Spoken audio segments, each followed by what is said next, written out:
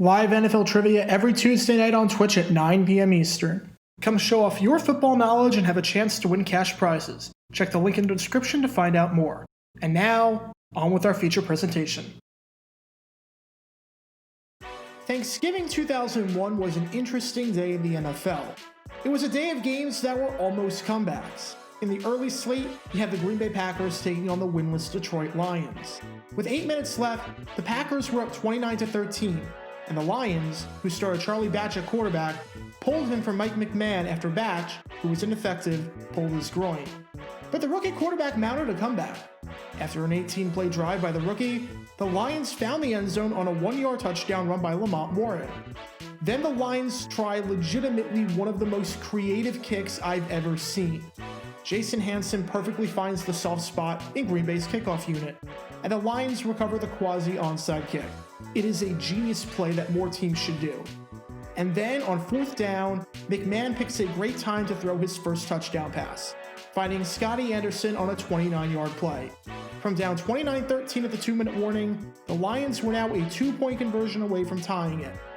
Unfortunately for Detroit, it didn't work. Whether McMahon would have been able to get to the pylon if he turned the corner, we will never know. It was a valiant effort by the winless Lions, but in the end, they came up short 29-27. Nothing you can do about that one. And later in the day, we had another almost comeback. But the reason that it wouldn't be fulfilled was because of what has to be one of the dumbest coaching decisions you're ever going to see in your life. A case of a coach not knowing how math works. A case of everyone in the stadium except the head coach knowing what the situation was. Let's break it down. Alright, it's November 22nd, 2001, and we've got the Denver Broncos traveling to Texas Stadium to take on the Dallas Cowboys in their annual Thanksgiving game. For Denver, this is a really big game, as they're sitting at 5-5 after 10 games. As things stand, there are a bunch of teams in the AFC fighting for that final wildcard spot that sit at 5 wins. The Browns are 5-4, the Seahawks are 5-4, the Chargers are 5-5, and some 6th-round pick named Tom Brady has the Patriots at 5-5. Don't think we'll have to worry about them though. With such a logjam in the AFC, and pretty much every team minus the 1-8 Bills and 2-7 Chiefs still having a semi-realistic shot at the postseason, they need to get this win here. As for the Cowboys, this season has been a train wreck. They sit at 2-7, dead last in the NFC East, and they've lost 3 straight, with their last loss being a 36-3 blowout at home at the hands of the Philadelphia Eagles. Yet somehow, they still have a shot at the postseason. Currently, the number 6 seed is the New Orleans Saints, who sit at 5-4 after 9 games. If the Cowboys win this game, they're only 2 back with 6 to play. They'll have to run the table or come awfully close to doing it, but it's not out of the realm of possibility. Just have to win this game. As you might expect, the game was a bloodbath at first. On their first 11 drives, the Cowboys scored just 3 points. They punted 7 of those times and fumbled on 2. 6 of those 11 drives went for either no yardage or for negative yardage. Take out their scoring drive, and on their other 10 drives to start the game, the Cowboys gained a grand total of 9 yards. After being tied 3-3 at the end of one, Denver scored 23 unanswered, thanks in part to 3 field goals by Jason Elam. And after Elam hit his 3rd and final field goal of the day, the Broncos were up 26-3 with just over 11 minutes left in the game. Side note, I made a video about Jason Elam if you want to check that out in the upper right corner. With how bad the Cowboys were all season and how bad they look today, this one looked over. Wherever Cowboys legend Don Meredith was on that day, you can bet he was ready to turn out the lights. But just as all hope looked lost, the Cowboys came marching down the field. Ryan Leaf led a drive down the field that culminated in a 1-yard touchdown run by Troy Hambrick. Amazingly enough, that was the first time in 11 months that a Cowboys running back scored a rushing touchdown. That stat seems almost impossible to believe, but it's true. They kicked the extra point to make it a 26-10 game. Still not looking great, but it's only a 2-possession game now. Anything can happen. And sure enough, the Cowboys force a 3-and-out, leading Denver to punt the football away. What you're about to see is the first touchdown of Reggie Swinton's career. It is an amazing punt return, and it gets the Texas Stadium crowd fired up again. This might actually be happening. All you have to do now is go for 2, get it, and all of a sudden, it is now a 1-possession game. Just get this 2-point conversion, and you've got a shot at pulling off one of the greatest Thanksgiving comebacks of all time. Make this an 8-point game. Wait, what? What are they doing? Why are they sending out the kicker? Why are they sending out the kicker? Now the crowd is booing, in which they should. If the Cowboys would go for 2 here, it would only put them 8 down. That would be 1 score and a 2-point conversion. Instead, they take the 1. Now they're 9 points down. It is 2 possessions. Welcome to Dumb Decisions. Before I break this play down, this whole series is about taking an in-depth look at decisions made during games that were clearly awful from the start. This isn't something that looked bad in hindsight. Rather, this is something that looked awful almost immediately. These are moves where your gut instinct tells you right away that there is no way this can possibly work. And sure enough, your gut instinct was smarter than that of an NFL head coach. And for this one, we're taking a look at the mind of Dave Campo. I don't think there's any debate whatsoever. Campo is the worst head coach in Cowboys history. With the exception of Mike McCarthy, who at the time of this recording is in his first season, he's the only one to never make the postseason. You thought Jason Garrett at 8-8 was consistent?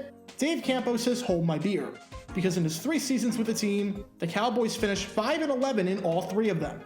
When you go 5-11 3 straight years, odds are you made some bad coaching decisions along the way. And this was probably the worst of them. So with that being said, let's take a look at why going for an extra point down by 10 midway through the 4th quarter is a horrible idea. Now normally I'd weigh the risk and reward of going for 2 versus not going for 2, and go into this long in-depth explanation of why one move makes way more sense than the other. But do I even have to do that here? This is literally common sense. You're all smart, you all have eyeballs, you all know how math works. If you go for 2 and get it, it's a 1-possession game. If you go for 2 and miss, it's a 2-possession game. But you need a touchdown and a field goal to either tie or win it. If you kick the extra point, guess what? It's a 2-possession game, but you need a touchdown and a field goal to either tie or win it. There is no good reason to kick the extra point here. And before we go any further, you're never going to believe how this game ended. It ended with the Cowboys losing by, you guessed it, 2 points. Who could have possibly seen that one coming? No, sir! Not me! What makes this decision all the more confusing is that initially, Campo knew what he was doing. Campo wanted to go for 2. You could see after Swinnen scored the touchdown that he immediately signaled go for 2. He was yelling it at the top of his lungs. He repeated it multiple times. He was confident that going for 2 was the right move. And guess what? He's right. It's common sense that going for 2 in that situation is in fact the right move. And he even sent the offense back out there to go for 2. But something must have changed that 2 minutes later, since an injury on the return stopped play for a bit, he changed his mind. In a TV show or a movie, if a person were to change that mind that quickly, we'd call it unrealistic and that it completely ruined the plot. Dave Campo, though, was somehow able to do that. 7:29 to play. Dave Campo, it may not come to that, but should it come down to whether or not he should have gone for 1 or 2, I just think no matter whether you come close or not, you go for the 2 anyway, Phil. I would like to hear the explanation, Greg. You're down 10 points, 2 points makes it 8. Now you're down 9. No matter how you, it's 2 possessions to get 9 points. After the game, Campo defended his controversial decision to not go for 2. And get a load of this. He said to make 2 2-pointers back-to-back, the percentages were not with us. I thought it was a better chance to take the point and get the onside kick. No, it wasn't a bad decision. I'm sorry, what was that? What were the words that just came out of your mouth? To quote the great Stephen A. Smith, That is blasphemous! That is blasphemous! Let's break down why nothing in that quote made any sense whatsoever. First off, your offense had scored 10 points all game, since the other touchdown came off of a punt return. Take out your 2 scoring drives, and you had 9 yards of offense at that point in the game. Entering this game, your team had scored 132 points all season, which was the fewest in all of football. Your starting quarterback was a man who, entering this game, had thrown 14 touchdowns and 36 interceptions in his career, and was coming off of a game against the Eagles where he had a 21.6 passer rating, which is about half of what your rating would be if you did nothing but spike the ball into the ground on every single play. That's how bad it was. You like your odds of being able to drive down the field twice? with the second time probably being in an obvious passing situation since clock won't be on your side, versus getting one play from 2 yards out and then driving down the field once? How does that make any sense? And even better yet, you don't like your odds of being able to score a 2-point conversion, but you like your odds of being able to recover an onside kick? Recovering an onside kick is one of the hardest things in football. To be fair, they recovered one earlier in the year against the Tampa Bay Buccaneers. But does this really count? This was a surprise onside kick in the first quarter. The Bucs weren't expecting it.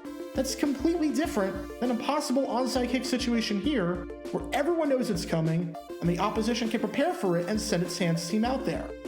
Want to know how many traditional onside kicks the Cowboys recovered at that point in the season? You guessed it, 0. Getting 2 yards out is tough, but getting multiple drives down the field and an onside kick? Apparently, in the eyes of Campo, that is completely doable. And obviously, it didn't work here.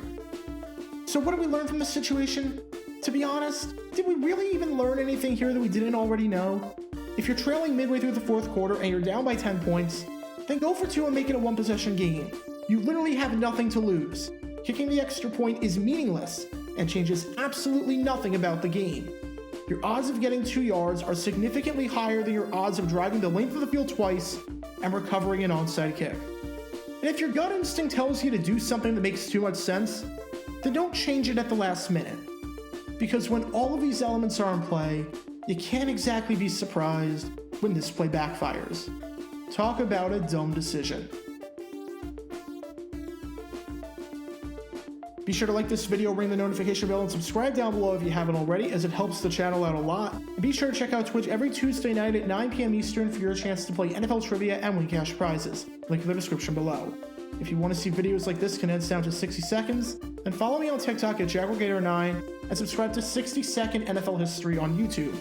Also, special thanks to all of our Patreon supporters for helping the channel. Your support is greatly appreciated. See how you can become a patron and request future video topics in the description below.